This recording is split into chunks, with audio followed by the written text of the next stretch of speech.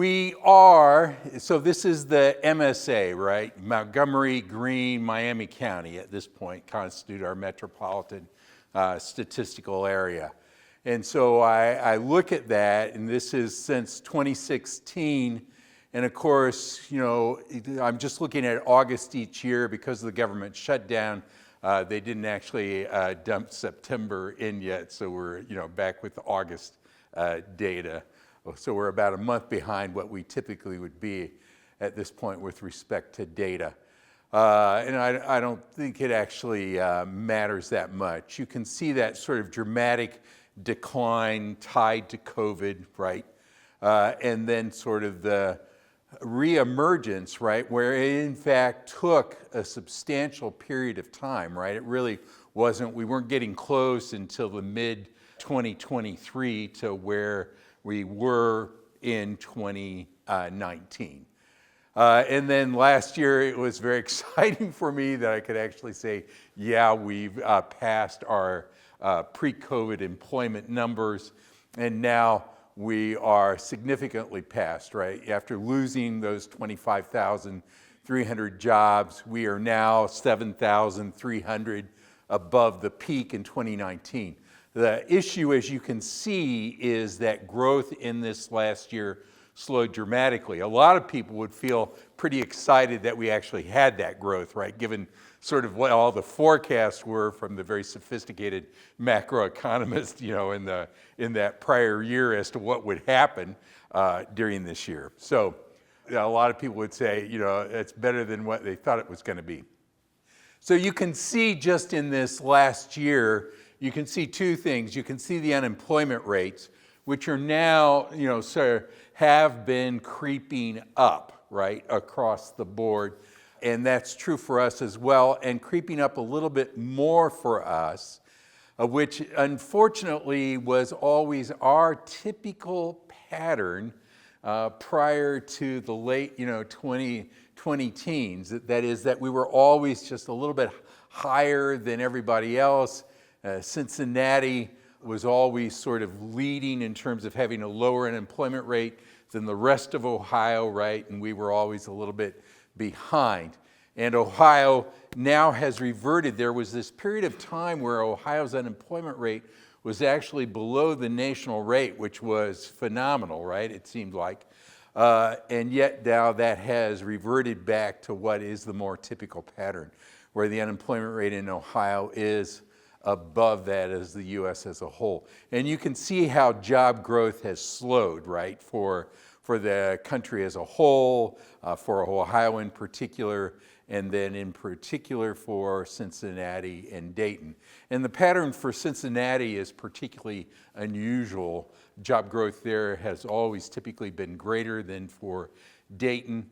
You know, because you guys are on the south side of Montgomery County, there is this degree to which you guys probably resent the fact that Warren County gets counted as part of the Cincinnati metropolitan area. And of course, from the point of view of the labor market, there's a certain silliness, right, in the way the metro areas do get defined. You know, if we could just split Warren County in half, Dayton would always, the metro area would always look a little bit better, right? Okay. So I wanted to show what was happening with that unemployment rate. You can see sort of that dramatic plunge post-COVID where the unemployment rates declined down below 4% and startled a substantial number of people and were, you know, frankly pretty exciting. And if you looked at it, Dayton, you know, was just like everybody else. But of course, we then did start creeping up a little bit more, right, over time. And so you're sitting there and the patterns, the only weirdness in this pattern, it's a typical pattern in the sense that U.S. unemployment rate, which, you know, typically was below, right, but in all through this period was not. We're reasserting sort of the traditional pattern, the U.S. overall unemployment rate being lower than the unemployment rate in Ohio, and then the oddness is just Cincinnati. Cincinnati typically would be closer than Ohio as a whole to the national unemployment rate. And one way to look at this is to take these four areas and say, okay, what was their employment level in August 2019, right? And then instead of putting in all the numbers, almost everybody fell by approximately what you would say is almost everybody fell by around 6.4%, right? Over that period of time, over that year. And then you can see the recovery patterns that start to emerge, where ultimately we have not been growing over that period, even though our recovery looked sort of dramatic, right? In our graph, our actual growth rate is lower than Cincinnati and the US. And notice this is the more typical pattern now, that over that entire period, just until this last year, Cincinnati did in fact look like the national economy, right? And that is a much more typical pattern. So it's only in this last year that all of a sudden you've seen that slower growth for Cincinnati, and that is not typical. They are typically above the growth pattern for Ohio as a whole. These next 5 slides, I'm going to sort of split up. I'm going to look at just what has occurred this last year in terms of what's contributed to our growth. We grew 3,500 jobs in this last year. And a lot of people would say, well, thank goodness, right? Because there was this period of time where it looked like that wasn't going to happen. And you can see what contributed to that. The health sector is primary. It's health and social assistance, but most of that is health care. Local government, oddly enough, sort of contributed to that growth for reasons, you'll see why I say oddly in a moment. Leisure and hospitality, retail trade, education, construction, and information. Now, I want you to remember those. We'll come back to that because we're going to combine this slide with some other stuff. So this is what contributed over the last year to growth. And then these were the lagging sectors. We got nothing from professional, technical, and scientific services, right? If you think about all the contractors tied to the base, right, that's where they all sit, right, except for the federal employees, right? And then we got no contribution of management and business enterprises, right? No real growth. And same thing with respect to financial activities, no growth whatsoever. It was stagnant. State government declined slightly. And this has been what's been happening. Within the corporate and business sector, administrative support and waste services, all the back office operations, all the clerical help, all the support services, right, that undergird the whole structure of the 20th century economy, that sector has, as you'll see in a minute, been falling, right? And so we had this overarching sector for a long time, professional and business services. And we could talk about professional and business services just as a whole, right? The 3 sub-elements, professional, technical, and scientific services, management of business enterprises, and administrative support and waste services, right? Those were the 3 subsectors of it. Typically all grew at about the same amount, right? It was, very typical, right? That you could just speak about professional and business services. We've not been able to do that over the last 6 years, as you'll see in a minute. And we got a decline in this last year in the federal government, right? And tied to things, going on at the national level. And we got a decline in manufacturing. All right, so that was the last year, right? And so now I want to look at what's happened, right, post-COVID. So we're looking at, here's August 2019, pre-COVID, where were we? Now, what has contributed to our job growth over the entire last 6 years, all right? And so you can see all of a sudden, what was the big thing? Professional, technical, and scientific services, right, were a major contributor to growth. Health and social assistance, right? Healthcare grew. And that's tied, you can thank all the gray-haired people that you see in the daily course of your life because we're making that contribution to the sector, right? Construction, very sort of exciting at some level, right? That construction is contributing positively to growth in the Dayton area. Education, private education, and the federal government, right? Just along with professional, technical, and scientific services, things that had happened out at the base, right, are very, very important to the local economy. And then leisure and hospitality. And then what were the lagging sectors, right? It's this administrative support and waste services, right? Never came back, right? Never came back, and instead we lost, right, additional numbers of those jobs. And manufacturing. There was this point in August 2019, we're sitting there for the metropolitan area at around 44,000 manufacturing jobs, somewhere in that area, right? And that's, of course, way down. I used to be a very depressing person who took us all the way back to 2000 and showed the impact of the Great Recession. And I finally got over it, and I said, nobody cares anymore, so, we'll forget about it, and so 44,000 never struck me as very high, given that we were at 80,000 manufacturing jobs in 2000. But we'll let that go, right? We had actually crept back up, right? We were down around, 37, 38,000, and we were back up to 44,000, right? You could talk about a manufacturing resurgence. Well, that resurgence is gone for the Dayton metropolitan area, right? Instead, we've lost additional jobs over those last few years. And I know the very first thing people are going to talk about is Joby building their, propellers here, and that's great, and we'll see what happens. Those kinds of things will be helpful. But the truth of the matter, of course, is just like everything else, manufacturing is becoming more and more efficient, right? And so the divorce between manufacturing output and the need for employment, right, sits there as part of that, how you survive in manufacturing today. All right, and so you can see information, right? The old newspaper, the print, television, all those things, right? Simply, it's a very different world now.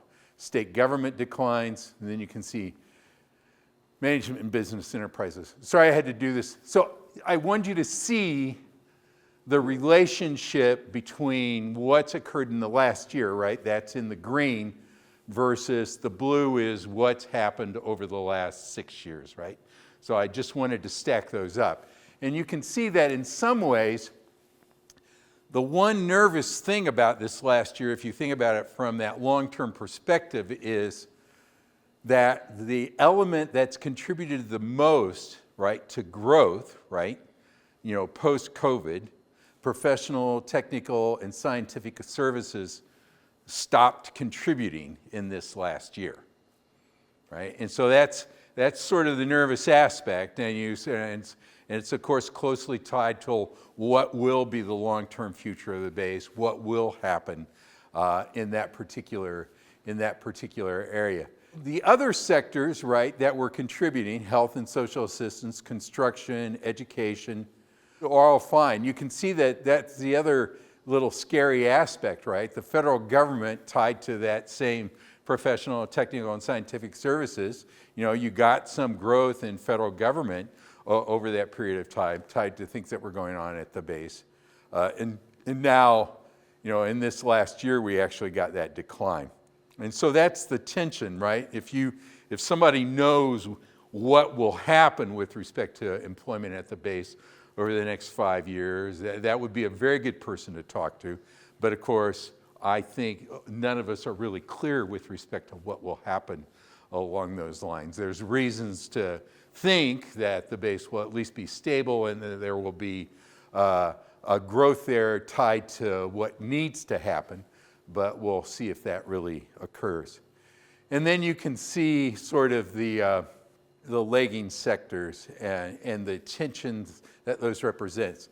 The reason I presented all this is because we, in fact, are a different economy today than in 2019, right? We have fewer of the sort of ordinary jobs, right, that a person coming out of high school would do. That's really what it gets down to, and we have more of the kinds of jobs that require higher levels of particular types of skill. Having just had somebody put in a whole geothermal unit drilling down 160 feet on our 30-foot by 70-foot lot, I use specific skills in a particular ways because what these guys were doing was pretty incredible, right? So I'm just saying those are not the types of skills that are being rewarded in the marketplace right now. Okay, so what is it, all this has to do with average weekly earnings. The exciting thing for sort of a radical left economist like myself was that lower wage workers were actually starting to benefit, right, from the kinds of things that had happened. And you actually had wage growth, right, in a way that you had not had for a very long period of time. And you can see the bump ups that occurred tied to the COVID labor shortages, et cetera, et cetera. And so you could say, here's the good news. I'll try and practice the glass half full thing. The good news is, we were sitting down at $1,000, right, in average weekly earnings back in August 2019.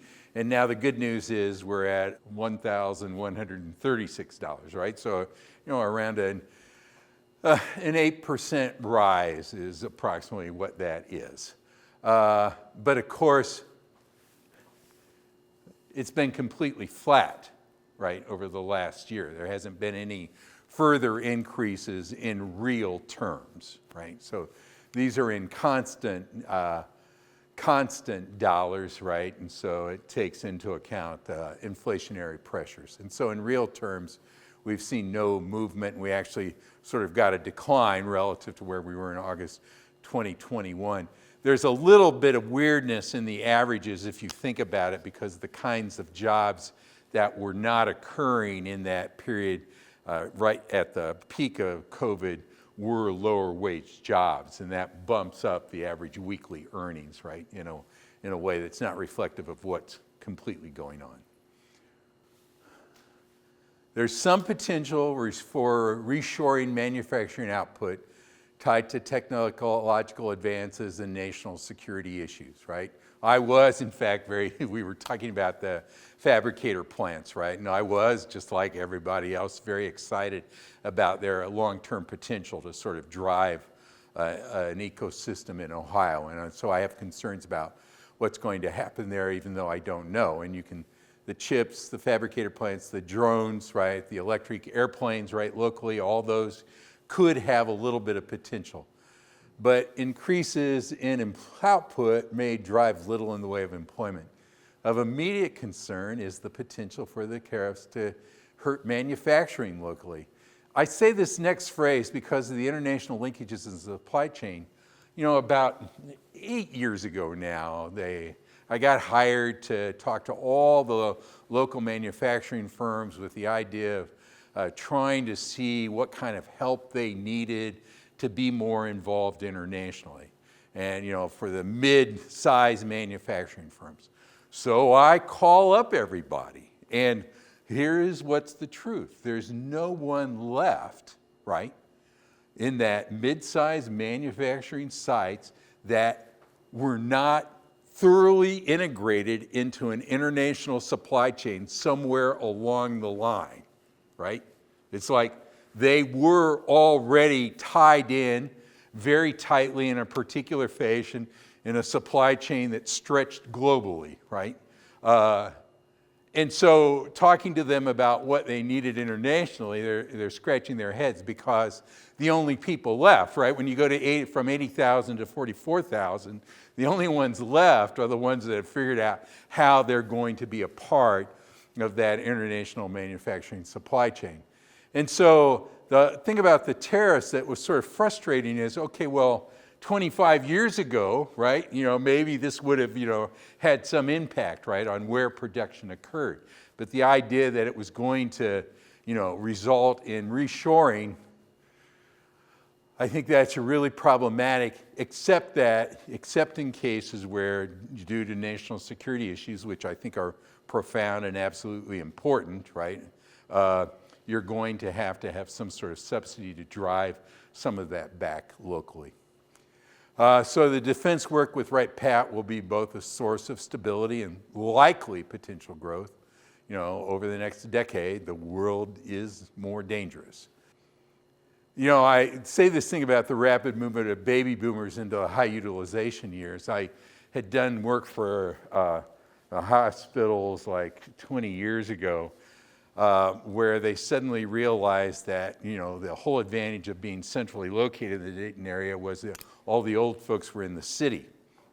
And then they suddenly looked at the demographics and they suddenly realized all the old folks were going to be in Centerville, right, or, you know, Kettering, or, up in Inglewood, right? That's where, you know, they were going to be retired in place. And so you get the South Miami, Sycamore, everything, all that becomes more important, right? But the other thing about that is, the reason that was so important is hospital utilizations rates, you know, go along, bop along, maybe a little bit rise with age, and then 75 happens. I'm only 73, so I'm still waiting around. But at 75, the hospital utilization rates go through the roof, right, for the baby boomers. And so at a particular degree, that is going to drive healthcare issues. All right. Then from my point of view, there is this continued threat that's been going on, right, as we've lost those high-wage manufacturing jobs, and it's at some level it's getting worse, right? There's a continued bifurcation of incomes by education, right, linked to the impact of AI. And there's going to be some randomness in who benefits among the educated and who doesn't, right? Who, you know, where AI gets replaced, right? And trying to forecast that, I think, is going to be difficult. And I think some of those highly well-paid people will suddenly find themselves in a similar position to the position manufacturing workers found themselves in 30 years ago. Okay, so the short-term likely fiscal policy will continue to produce deficits that will precipitate the national debt growing at a more rapid rate than GNP. And I do have concerns that will say this as sort of a very left-leaning kind of economist who thinks more money resources need to flow into those with the fewest resources. But the bottom line is the debt now being at levels that are hitting above that 100% of GNP, you know, all the global work over the years suggests that at those points you start to get a slowdown, right, in investment spending. You know, interest rates start to rise, and you do start to crowd out a certain amount of private investment. And so that is likely to continue to have some impact on us. Loose fiscal policy and tariffs will both contribute to inflationary pressures. The Fed's not going to tolerate those inflationary pressures, right? And so at some point, that means the interest rates might well not decline. If, in fact, that inflation rate does not continue to creep down a little bit to give the Fed room, they're very likely to hold off on those interest rate declines that everyone has baked into their current projections. So I wanted to spend a little time talking about the long-term workforce. All right, so this is where I sort of become very Eeyore and a little bit angry, and you're going to have to forgive me. I'm just a grumpy old man, you know. And I thought, why shouldn't I just go ahead and just irritate everyone else, right? So here's the thing. The first thing to keep in mind is, okay, so you have to have that workforce, right? And this is where the workforce is going to decline, right? Over these next, 10 years, right? You can see the decline at those 5-year intervals. You've got your 2028 population in blue, your 2033 population in purple, and where do you get it? You get declines from the 55 through the 69 group. And those people, despite what the 40-year-olds will tell you, is that have some skills. They have some human capital, right? And so trying to replace them is going to be problematic. And that is occurring in particular for us, right? And the reason it occurred for us is that in that 2000 to 2012 period, right, in 2000 through 2008, the rest of the country was growing jobs and we were losing jobs. And so all those people in their prime working years went elsewhere. And so the demographic pyramid for us meant that that group slowly disappeared on us. Now, of course, that's showing up for us in that 55 to 69 period of time. Lots of opportunities for Gen Xers and millennials. That could be the way you would sell it, right, in terms of trying to attract people, right, because they're going to be able to get in particular positions, right, earlier than they would elsewhere, right, because we're losing people with particular skill sets. And so I do this as a percentage thing. You can see overall, okay, not a big deal, right? The green is the percentage change for 2023 to 2028, and it's like, okay, it's fine, right? The total overall, right, we're only gonna, our working age population pretty much won't change, right? Over these next 10 years, right? There's no forecasted, but what that means is there's no forecasted growth, right, over a 10-year period of that working age population. So if you are going to get any employment growth, if you are going to attract firms, right, or having existing firms grow locally, well, then the question is, where is that new workforce going to come from for them, right?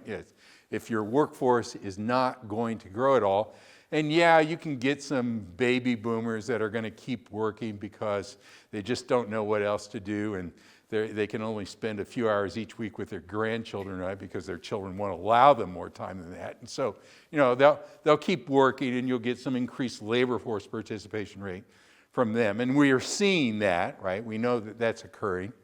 I'm going to start off this next part. So where's that working force going to come from? But I first want to dispel an idea that profoundly irritates me, which is, you see all the time these articles in the popular press. Is a college education really worth it now? Right? That's the question.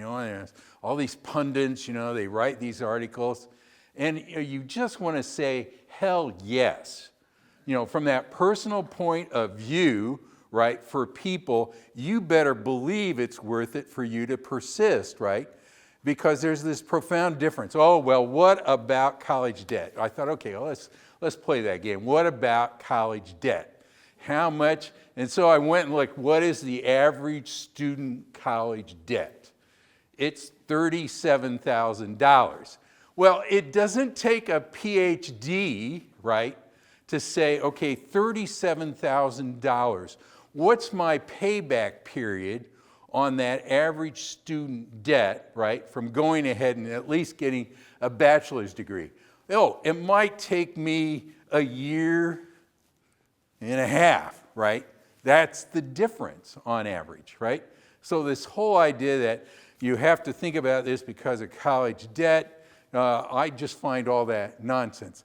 Now, the very next thing that people are going to say to me is, there's a lot of really good jobs going begging that don't require a college degree. Absolutely, I get that, I hear that. And I watch some guys who have serious skills, right, putting in that geothermal stuff and drilling. But on average, right, those guys in there are high-paid $100,000 electrical, plumbing work, all that really serious skill stuff. That's kicking up these averages. And the other thing is, when you talk to some of those electricians and plumbers, right, they in fact have gone, and they have a degree, and they've just gone on into these particular things due to family characteristics and everything else. These are just averages, right? This is median household income, right? There are some people that, make it. I'm just talking about on an average level, right? What what really winds up happening to people over time, right? Tied to getting particular levels of education. All right, so where will that future educated workforce come from? Remember, that's the other thing, right? The shift, right, in the nature of the jobs we got, right? That's, that's part of the issue then. All right, so I play this little game, and I want to tell you guys, how exciting it is that I've managed to reduce this down to 3 slides, because I know you guys would just get bored if I kept driving it into your skulls. So here's the first place. I'm counting where do you lose them, because from my point of view as an economist, the very first thing that we learn as economists is you don't burn the seed corn. You don't burn the seed corn. And it is precisely that human capital that we are not investing in. All right, so what's our high school graduation rate? Total, it's around 86%. It's lower for our African Americans. We have more African Americans. It's lower for males. The gender differentials, look at the difference in the gender differentials. Look how much lower the white males are than the white females, how much lower the black males are than the black females. So we lose more boys than girls right at the start. So if we start out, we've got 5,700 and 6,000 kids in each cohort in Montgomery County, right? That's, it varies up and down year by year, but that's the amount. So already, keeping track, we lost 800 of them, before they got out of high school. High school graduation rates, you see the total. High school graduate count, you're down to 48, 49 from the 64, 48. College enrollment rates, those are the college enrollment rates within 2 years, and that gets you down. For college enrollment, you're down around 3,400 out of the 5648. And then the college graduation rate. Most people don't make it through, right? It's the percent making it through based on high school graduates, right? Only 36% of those high school graduates make it through for a degree, and so your college graduation number is 1239 out of that 5648. And this is year after year after year, right? I've actually picked, and I won't bore you with the details, years where things were slightly better. With COVID, things really got clobbered for a while with respect to the college stuff. Oh, the college graduation, thank you, is based on a 6-year rate. Yeah, so that's the 6-year rate. The 6 years out, how many people have graduated. So it's a simple accounting thing, right? What's your loss rate, right? What's your loss rate? And so I calculate at 78%. And, just to be, silly and nasty, these results are just illustrative, right? Your own results, losses may be slightly less and could very well be more, right? In terms of thinking about your investment portfolio. So I should have something nice to say after this, but I don't, right? Because I think that is my fundamental concern, is that we keep talking about bringing jobs in, right? But the issue is, right, you have to prepare people for those jobs. And we have systematically as a state invested less and less, right, all across that continuum. And so it's not just those superintendents, right, that talk about this, right? It's really fundamental decisions that we have to make. You hear all this stuff about the Chinese high school graduates, right, and the number of engineers graduating, et cetera, et cetera. They did the same stuff with respect to Japan, right? And growth rates in Japan slowed, and I expect growth rates in China will slow.